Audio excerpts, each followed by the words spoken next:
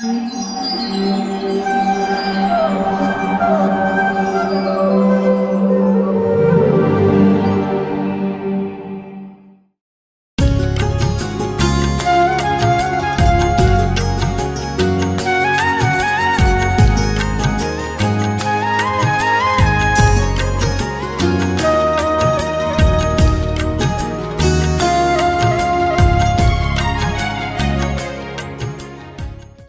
कृष्णा।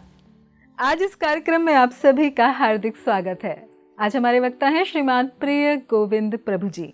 प्रभु जी अंतर्राष्ट्रीय कृष्ण भावनामृत संघ इस्कॉन के संस्थापक आचार्य कृष्ण कृपा मूर्ति अभय चरणारविंद भक्ति वेदांत स्वामी श्रील प्रभुपाद के प्रिय शिष्य परम पूज्य राधानाथ स्वामी महाराज के दीक्षा प्राप्त शिष्य हैं। प्रभु जी सन 2007 में इस्कॉन के संपर्क में आए व सन 2013 में कृष्ण भावनामृत के प्रचार प्रसार हेतु उन्होंने ब्रह्मचर्य आश्रम स्वीकार किया।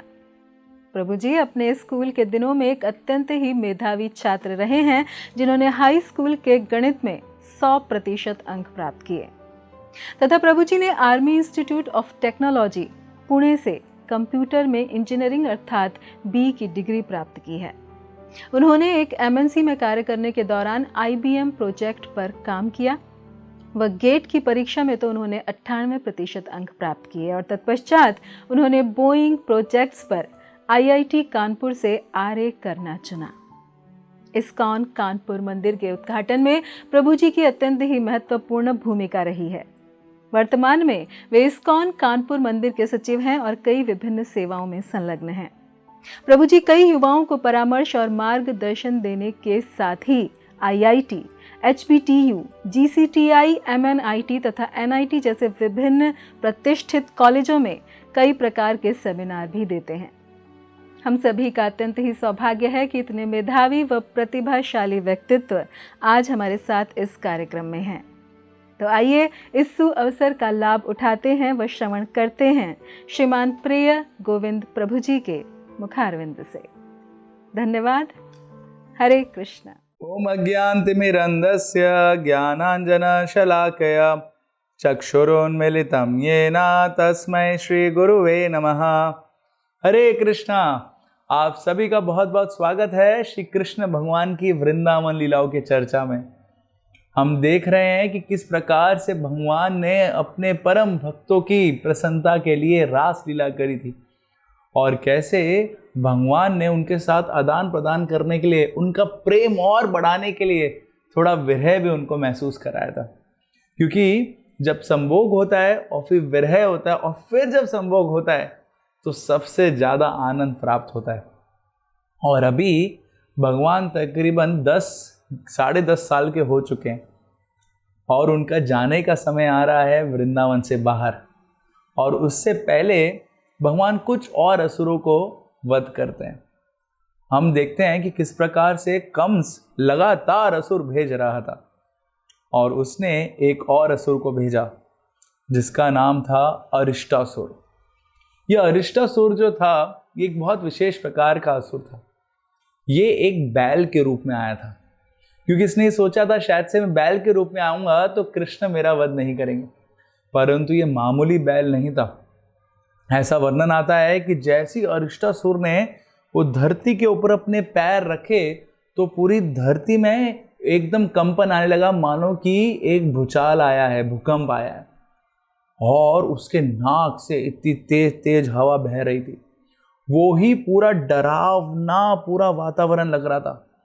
और जब वो दहाड़ रहा था तो ऐसा वर्णन आता है कि जो गायें और जो स्त्रियां गर्भवती थी, जो उनका जो पुत्र था उसकी मृत्यु हो गई गर्भ के अंदर ही। इतना भयानक था उसका दहाड़ना। और उसकी जो सींग थी वो लंबी लंबी ऊपर आकाश में तक पहुंचती थी और आकाश में वो सींग पहुंच के उस सींग के आजू बाजू बहुत सारे बादल मंडराने लगते थे, ये सोच के कि ये कोई पहाड़ की चोटी है। इतना शक्तिशाली था वो अरिष्टासुर। जैसे वो वृंदावन में आया तो ऐसा वर्णन आता है कि सारे जानवर वहां से भाग गए और जो वृंदावन के व्रजवासी थे वो सब देखने लगे अरिष्टासुर को और जोर जोर से चिल्लाने लगे, कृष्णा कृष्णा रक्षा करो। देखिए अभी व्रजवासी जो है सिर्फ एक व्यक्ति के पास जाते रक्षा के लिए, किसके पास? कृष्ण के पास। उसके अलावा और कहीं वो जाते नहीं। जैसे भगवान ने सुना कि एक और कष्ट आ रहा है, एक असुर आ रहा है, तुरंत भगवान वहां पे प्रकट हो गए। अभी भगवान जो थोड़े बड़े हो चुके थे, उनको अपनी शक्ति का भी प्रदर्शन करना था, और वहीं पर ही थोड़ी दूर में गोपियां भी थीं, वो भी भगवान को देख रही थी। और गोपियों के सामने भी भगवान अपना एकदम इम्प्रेस करने के लिए उस बैल के सामने प्रकट हुए। और बैल के सामने जाके भगवान ने बोला कि हे बेवकूफ बैल, तुम क्या कर रहे हो? क्यों यहां पर आके वृंदावन के वासियों को डरा रहे हो? और तुमने क्या ऐसा हासिल करने की इच्छा से यहां पर आए हो? कृपया करके बताओ। और ऐसे जब भगवान ने बोला, और उस बैल को एकदम बुरा लग गया। उसने सोचा कि इतना अपमान तो मेरा किसी ने नहीं किया है। हालांकि वो असुर था, और उस असुर ने क्या किया, बहुत जोर जोर से सांस लेना प्रारंभ कर दिया, बहुत जोर जोर से उसने चिल्लाना शुरू कर दिया। और भगवान जैसे ही वो चिल्ला रहा था, भगवान ने ऐसा प्रतीत किया कि मानो भगवान बिल्कुल भी भयभीत नहीं है। ऑफकोर्स भगवान तो बिल्कुल भयभीत है ही नहीं, किसी से भी भयभीत नहीं होते हैं, परंतु उसको देख के तो भगवान और भी ज़्यादा एकदम मजाक के मूड में आ गए। तो ऐसा वर्णन आता है, वो अरिष्टासुर नामक जो बैल था, वो भगवान को देख रहा था, तेजी तेजी से सांस ले रहा था और अपने पैरों से धरती को खुरेद रहा था। परंतु भगवान क्या कर रहे थे? भगवान अपने मित्र के ऊपर ऐसा हाथ रख के एकदम टेढ़े होके खड़े हुए थे, और बाकी गोपों को देख रहे थे, और तिरछी नजरों से थोड़ा बहुत अरिष्टासुर को भी देख रहे थे। ऐसा बता रहे थे भगवान कि मानो मेरे को कुछ फर्क ही नहीं पड़ता है।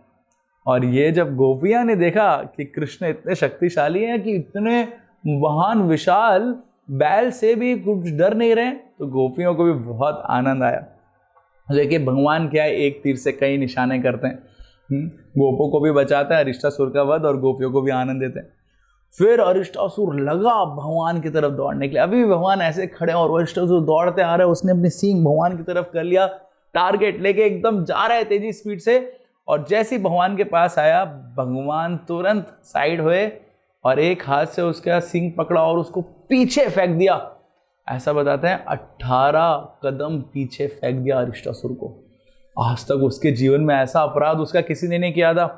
अरिष्टासुर खड़ा हुआ और वापस भगवान को उसने देखा, और इस बार पूरे क्रोध के साथ, पूरी शक्ति के साथ अरिष्टासुर भागने लगा भगवान की तरफ। अभी जैसे ही वो भगवान की तरफ भाग रहा था, सब लोग सोच रहे थे कि क्या होने वाला है, अभी क्या होगा। जैसे ही वो आया एकदम पूरे रफ्तार के साथ भगवान की तरफ, भगवान ने वापस उसके सींग पकड़े और इस बार उसको घुमा घुमा के वहीं पर ही नीचे डाल दिया, और अपने एक पैर से उसको मारा तेजी से, और अपना एक पैर रख के अपने हाथ से उस बैल का जो एक सींग था वो उखाड़ लिया। और उसको उखाड़ने के बाद वही सींग पुनः घुमा के उस बैल के अंदर डाल दिया, और तब तक डाल के रखा तब तक उस बैल की मृत्यु नहीं हो गई, और अरिष्टासुर का वध भी कर दिया। बोलो श्री कृष्ण भगवान की जय। जी हाँ, उन्होंने वध कर दिया अरिष्टासुर का। अभी जब ऐसा वध हुआ तो श्रीमद् भागवतम में ऐसा उल्लेख आता है कि कैसे नारद मुनि को ये संकेत मिल गया कि अब भगवान अपनी लीलाओं को यहाँ पे व्रज में समाप्त करने वाले हैं, विराम करने वाले हैं और जाने वाले हैं मथुरा।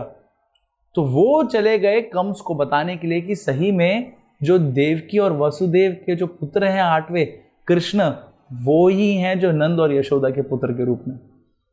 परंतु वहां पे जो वातावरण था वृंदावन में, उसने एक अलग मोड़ ले लिया। तो आचार्यगण हमको अंदर की बात बताते हैं कि कैसे जब कृष्ण ने अरिष्टासुर का वध किया तो सारे गोपा बहुत प्रसन्न थे, और वहां पे गोपियां भी जो थी वो सामने प्रकट हुई कृष्ण के, और कृष्ण और गोपियों के बीच में वार्तालाप होने लगी। गोपियां बोलने लगी, कृष्ण तुमने ये क्या कर दिया?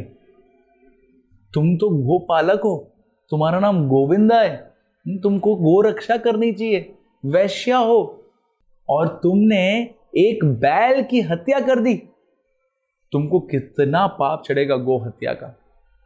जब ऐसा बोला गोपियों ने कृष्ण को, अरे बैल? लगता है तुमने देखा नहीं था, ये बैल नहीं था, ये असुर था। कितना खतरनाक था और कैसे पूरे व्रज में हाहाकार मचा के रखी थी उसने। और इसका वध नहीं करता तो क्या करता, ये पूरे व्रजवासियों को परेशान कर रहा था। तो ये कोई बैल नहीं था, ये असुर था।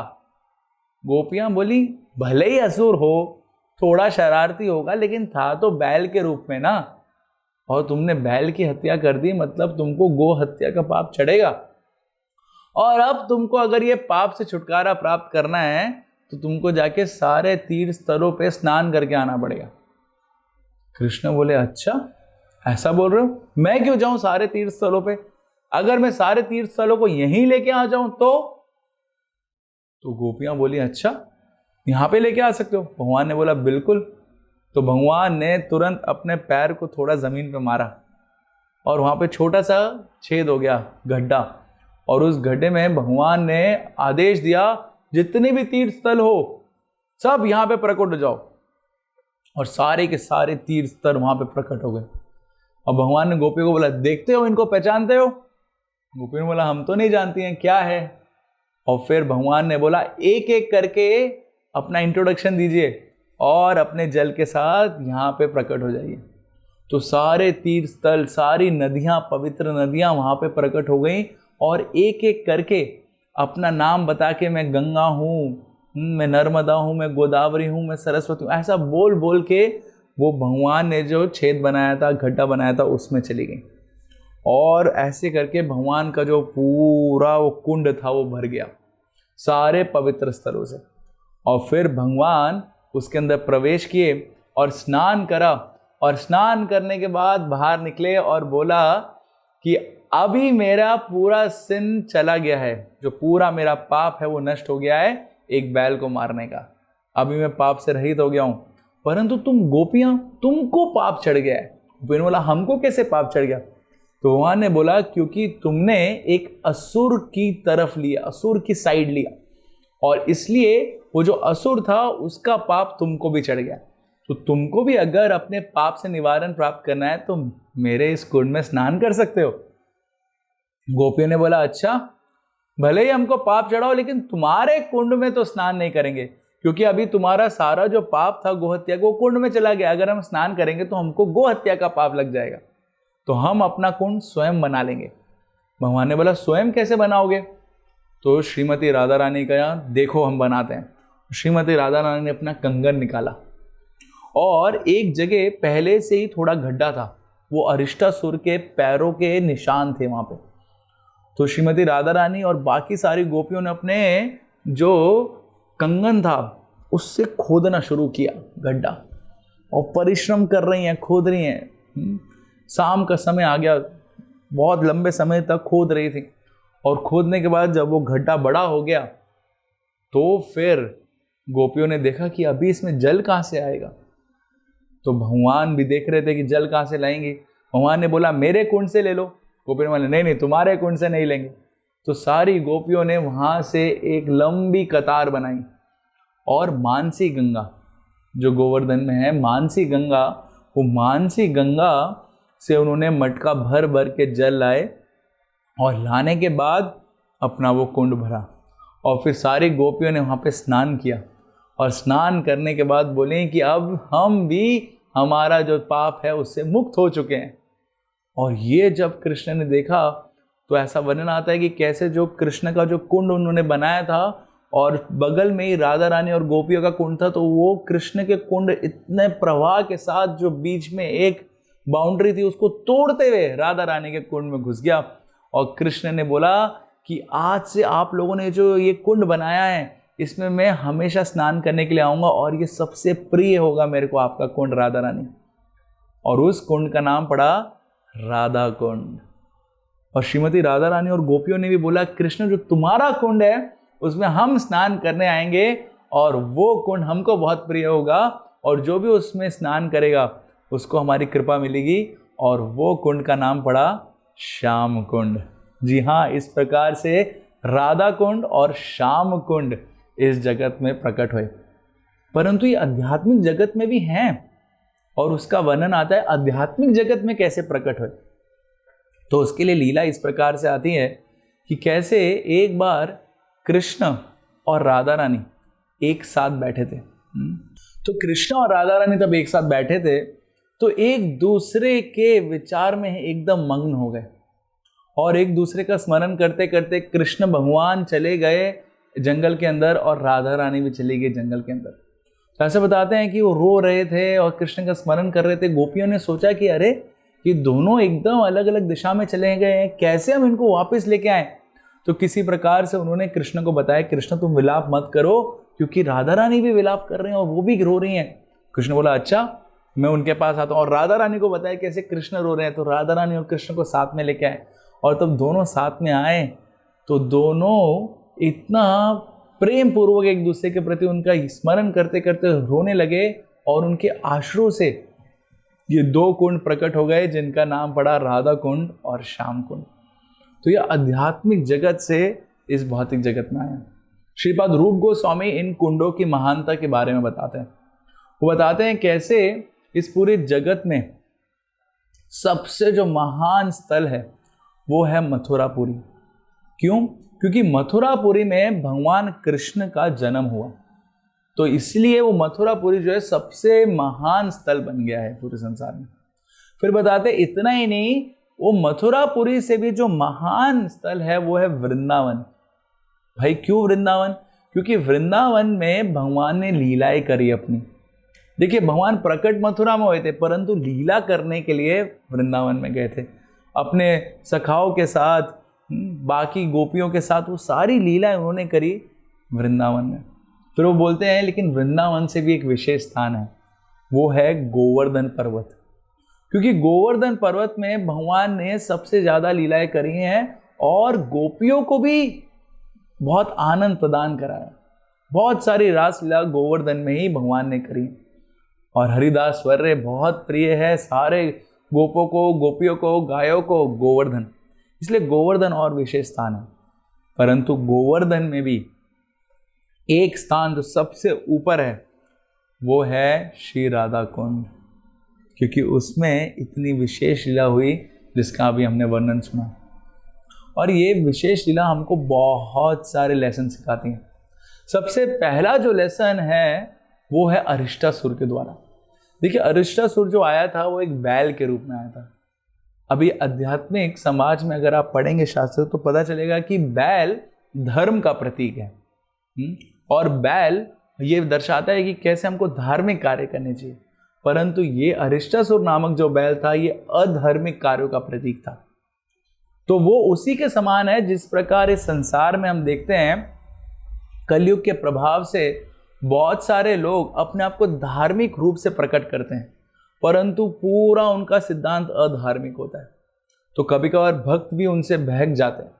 हम सुनते हैं कि कैसे कुछ लोग बोलते हैं अरे ये भगवान वगैरह की पूजा करने की क्या आवश्यकता है, हम सभी भगवान बन जाएंगे, है ना, हम भी भगवान है तुम भी भगवान हो, अलग से भगवान की पूजा क्या करना है, अपनी ही पूजा करो। तो देखने में और सुनने में बहुत अच्छा लगता है कि कितना अच्छा विचार है, परंतु ये आध्यात्मिक सिद्धांत के एकदम विपरीत है। कभी कभार कुछ लोग बोलते हैं कि देखो कर्म में विश्वास रखो, क्योंकि भगवान भी तो आखिरकार हमको फल देंगे किसके आधार पर, कर्मों के आधार पर। तो कर्म पे विश्वास रखो और किसी चीज के ऊपर विश्वास रखने की आवश्यकता नहीं। तो ये भी जो है हम देखते हैं सुनने में बहुत अच्छा लगता है परंतु है अधार्मिक। तो ये ही जो अरिष्टासुर दर्शाता है। वैसे लोग जो बहुत अच्छे से अपने आप को धार्मिक बताते हैं परंतु उनका सिद्धांत पूरा अधार्मिक होता है। और दूसरा जो लेसन हमको यहाँ पे मिलता है बहुत महत्वपूर्ण, वो ये है कि ऐसे अधार्मिक अरिष्टासुर के पैरों के चिन्ह के निशान से वहां पे क्या प्रकट हो गया, राधा कुंड प्रकट हो गया। तो देखिए इस संसार में चाहे कोई कितना भी पापी जगह हो, कुछ भी हो, परंतु वहां पे भक्ति में इतनी शक्ति है कि उस पापी में जगह को भी एकदम पवित्र बना देती है। और हम देखते हैं शिला प्रभुपाद जी भी तब पाश्चात्य देश में गए थे तो वहां पे उन्होंने बहुत सारे ऐसे स्थानों पे मंदिर खोले जहां पे बहुत पापमय कृत्य होते थे और कोई सोच भी नहीं सकता था कि यहाँ पे मंदिर आ सकता है, परंतु प्रभुपाद जी ने वहां पे मंदिर की स्थापना कर दी। क्योंकि प्रभुपाद जी ये बताना चाहते थे कि भक्ति सर्वोपरि है। और तीसरा यहाँ पे हमको देखता है कि कैसे गोपियों का प्रेम भगवान के प्रति कितना है। तब भगवान श्री चैतन्य महाप्रभु आए थे वृंदावन, तो ये राधा कुंड और श्याम कुंड लुप्त हो चुके थे। और राधा कुंड और श्याम कुंड लुप्त हो चुके थे। भगवान चैतन्य महाप्रभु उसको ढूंढना चाहते थे, तो एक तमाल वृक्ष के नीचे बैठे थे और उनको दो छोटे छोटे पानी के गड्ढे दिखे और उनको पता चला यही है राधा कुंड और श्याम कुंड। जी हाँ, इतना विशेष है राधा कुंड और श्याम कुंड। और भगवान की गोपियों का प्रेम, जिसकी वजह से भगवान को बहुत प्रिय है ये राधा कुंड, विशेष करके श्रीमती राधा रानी का प्रेम। ऐसा एक बार वर्णन आता है कि राधा रानी कृष्ण की सेवा के बगैर और कुछ सोच भी नहीं सकती हैं। तो एक बार राधा रानी की सास जटिला, उसको ये पता चला कि राधा रानी कृष्ण के लिए भोजन बनाने जाती हैं, क्योंकि यशोदा माई ने रिक्वेस्ट करी थी वृषभानु और कीर्तिदा से कि आपकी पुत्री को आशीर्वाद मिला है दुर्वासा मुनि से कि जिसको भी वो भोजन खिलाएगा वो व्यक्ति जो है उसको अमृत के समान वो भोजन प्राप्त होगा। और कृष्ण को इतने सारे असुर आ रहे हैं तो उसको शक्ति की जरूरत है, कृपा की जरूरत है, कृपा करके अपनी पुत्री को भेजे यहाँ भोजन बनाने के लिए। और राधा रानी जाती थी वहाँ भोजन बनाने के लिए। परंतु जब उनकी सास को पता चला, जटिला को, कि कैसे राधा रानी वहाँ पे जाती हैं भोजन बनाने के लिए, तो उन्होंने मना कर दिया कि आज से आप नहीं जाओगे। राधा रानी ने सोचा अरे कृष्ण की सेवा नहीं करेंगे फिर क्या होगा, तो अपने घर में रह के विलाप करने लगी। उनकी सखियां आई, उन्होंने पूछा राधा रानी से क्या हुआ। राधा रानी ने बताया कि कैसे मैं बाहर नहीं जा सकती हूँ अभी कृष्णा से मिलने के लिए। तो उन्हें लगा आप चिंता मत करिए, हम कृष्ण को यहाँ बुला के लाते हैं, कृष्ण से कुछ उपाय समझते हैं। और वो धीरे धीरे उन्होंने एक प्लान बनाया। प्लान क्या था? तो प्लान कुछ इस प्रकार से था कि उन्होंने कहा राधा रानी आप एक रूम के अंदर रहिए और बिल्कुल कुछ कामकाज मत करिए और ऐसा प्रतीत होने दीजिए कि आपको बहुत ही तेज ज्वर आ गया है, फीवर आ गया, और फिर हम आपका इलाज के लिए ढूंढेंगे किसी वैद्य को। तो वहाँ पे जब ऐसा किया राधा रानी ने, जटिला को पता चला कि इतना तेज बुखार है। जटिला ने सोचा क्या करें, उसने अपने सारे झाड़ फूक वगैरह सब कुछ लगाए राधा रानी को ठीक करने के लिए, परंतु राधा रानी का बुखार उतर ही नहीं रहा था। जटिला ने सबको बुलाना शुरू किया, अरे देखो कैसे राधा रानी को इतना बुखार हो गया है, तेज ज्वर आया है, उतर ही नहीं रहा है, सब कुछ हमने अपना लिया है। तो फिर गोपियाँ आई, उन्होंने बोला लगता है कोई विशेष वैद्य को हमको बुलाना पड़ेगा। तो वो तुरंत गई पौर्णमासी के पास और पौर्णमासी को बोला पौर्णमासी ऐसा खतरनाक ज्वर आया है, उतर ही नहीं रहा है, कोई वैद्य है आपकी नज़र में? और पौर्णमासी को भी लीला पता थी। उन्होंने कहा एक आपका बहुत बड़ा सौभाग्य आज, क्योंकि आज ही एक बहुत ही महान वैद्य नामक एक गोपी जिसका नाम है विद्यावली, वो हमारे इस व्रज में आ रही है। उसके पास सारे ज्वरों को ठीक करने का उपाय है, तो अगर आप उसको संपर्क करोगे तो वो निश्चित रूप से आपकी मदद करेगी। और वो जो विद्यावली थी वो गोपी कौन थी? वो कृष्ण ही थे जो गोपी के रूप में थी। तो गोपियों ने बोला ठीक है हम बताते हैं। जटिला को बताया, जटिला को लेके आए और जटिला को लेके आए और उस विद्यावली गोपी के सामने प्रकट किया। विद्यावली गोपी को पूछा जटिला ने, क्या आप मेरी राधा का इतना तेज ज्वर ठीक कर देंगी? तो सारी गोपियों ने बोला कि ये जो विद्यावली है बहुत महान वैद्य है, इससे ऐसे प्रश्न मत पूछो, और ये कुछ बोलेगी नहीं, ये बहुत कम बोलती है, जब रिक्वायर्ड है तभी बोलती है। और विद्यावली ने अपना सिर झुकाया कि हाँ मैं ठीक कर दूंगी। तो जटिला लेके गई उनको अपने घर पे। वहाँ पे गोपियों ने बोला कि ये विद्यावली बता रही है हमको कि इसकी एक शर्त है, किसी भी मरीज को तभी उपचार करती है, एक शर्त है, वो मरीज के साथ अकेले उस रूम में जाती है वो। तो जटिला बोला ठीक है जाओ जाओ अकेले जाओ उस रूम में, कोई प्रॉब्लम नहीं है। तो ऐसे करके वो विद्यावली रूम के अंदर जाते हैं और असलियत में होते हैं कृष्ण। वहाँ पे राधा रानी बहुत सही में बहुत तेज ज्वर के साथ लेटी होती हैं और जैसे ही कृष्ण का दर्शन करती हैं वो एकदम अत्यंत प्रसन्न हो जाती हैं और उनकी सुख की कोई सीमा नहीं रहती है। और राधा रानी इतनी प्रसन्न हो जाती है, परंतु बोलती हैं कि कृष्ण अब मैं तुम्हारी सेवा कैसे करूंगी? तो कृष्ण बोलते हैं रुको रुको, अभी पूरा खेल बाकी है। तो कृष्ण अंदर से चर्चा करना शुरू करते हैं और वो बोलते हैं कि हे सर्प देवता, तुमने राधा को क्यों काटा? तो बाहर जटिला सुनते, सर्प देवता उसने काटा इसलिए इतना तेज ज्वर हो रहा है? तो फिर कृष्ण आवाज बदल के बताते हैं मैंने राधा को इसलिए काटा क्योंकि इसकी सास ने मेरे गुरु के प्रति अपराध किया है। बोला गुरु के प्रति अपराध? क्या अपराध किया? तो सर्प बताने लगा कि कैसे जो शिवजी के ही एक रूप है वो है दुर्वासा, और दुर्वासा मुनि ने राधा रानी को ये आशीर्वाद दिया था कि वो जो कुछ भी अन्न बनाएंगे अमृत के समान होगा, और राधा रानी अन्न बनाने जाती थी कृष्ण के प्रति, और इन्होंने उसको रोक दिया है। तो मेरे गुरु, जो सर्पों के गुरु शिवजी है ना, उनके प्रति इसने अपराध किया है, इसलिए मैंने राधा को इतना तेज ज्वर लाया।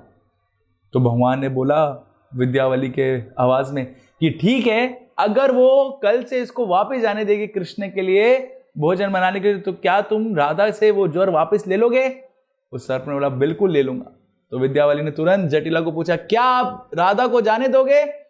जटिला ने बोला हाँ जाने दूंगी बाबा, उसका ज्वर हटाओ। तो तुरंत विद्यावली के आवाज में भगवान ने सर्प को कहा इसका ज्वर निकालो, और सर्प को वहां से भेज दिया, और राधा रानी को पुनः ठीक कर दिया, और भगवान बाहर आ गए और वापस अपनी लीलाओं में सब लग गए, और राधा रानी जाने लगी वहां पे उनका भोजन बनाने के लिए। तो देखिए ऐसी मधुर मधुर लीलाएं भगवान गोपियों के साथ करने लगे, और ऐसी लीलाओं का वर्णन आता है कि वो लीलाएं इतनी असीमित है कि कोई भी उसका पूरा वर्णन नहीं कर सकता, परंतु इनका श्रवण करने से हमारा हृदय शुद्ध हो जाएगा, और उस शुद्ध हृदय के साथ हम भगवान की अनन्य भक्ति में लग जाएंगे।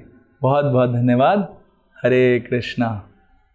ऐसे ही और भक्तिमय कार्यक्रमों के लिए देखिए हरे कृष्णा टेलीविजन, और इसे प्राप्त करने के लिए आप अपने केबल अथवा DTH ऑपरेटर से संपर्क करें तथा और अधिक जानकारी के लिए आज ही डायल करें 7666 839 839।